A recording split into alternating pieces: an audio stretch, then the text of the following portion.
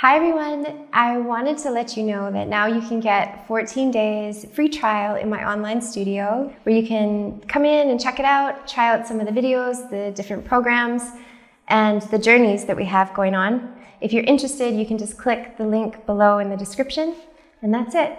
Soma also is very excited, as you can see.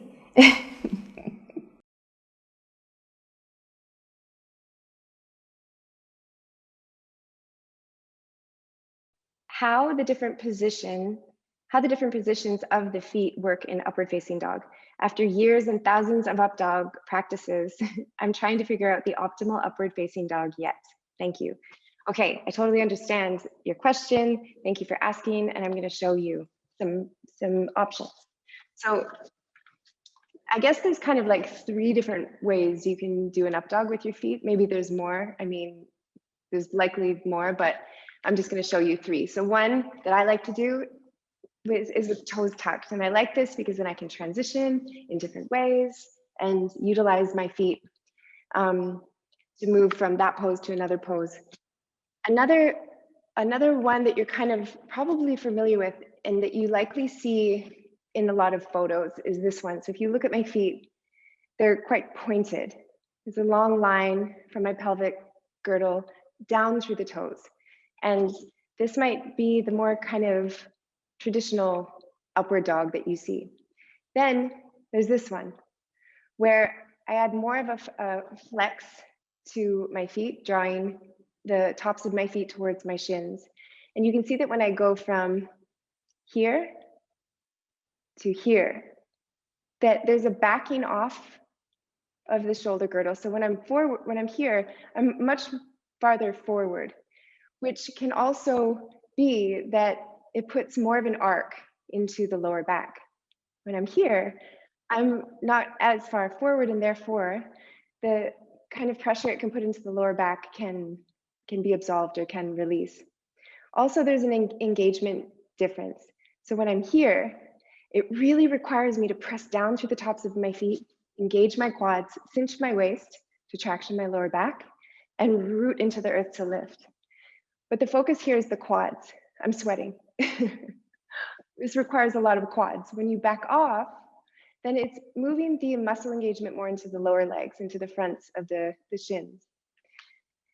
The option I just showed you can be a nice option to give yourself more space through the spine, and in a way as maybe remedial or like preparation for the other one. And that's kind of how I look at it, but there's lots of ways to look at it.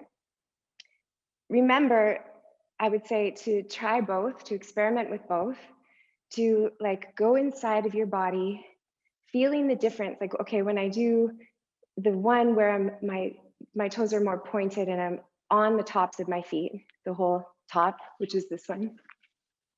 What am I having to engage? How does it feel in my body? Do I feel any compression in my lower back? If I go here, does any of that change? What do I need to engage here? Does this feel more harmonious, or does this feel more harmonious? So that you're utilizing the laboratory of your body and your practice to understand differences, but not in a way to like call one variation better or worse necessarily, but just to figure out what works for you at any given moment, and to know also that that can change.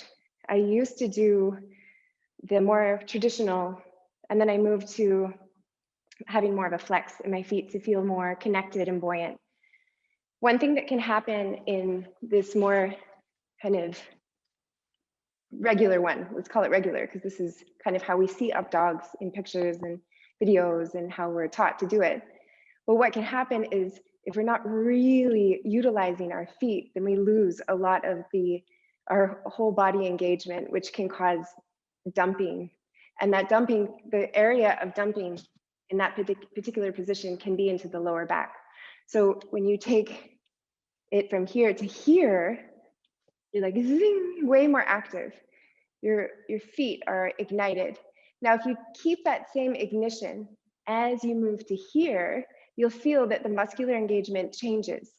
You're going to be engaging different muscles to stay as buoyant.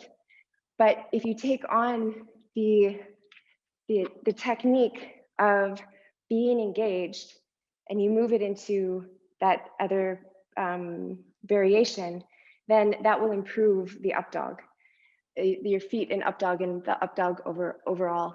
I think you guys know that I love feet. I think that they're everything in our practice. I think if we modify or open or strengthen or optimize our feet in any way, it like completely can transform almost anything. We can do anything.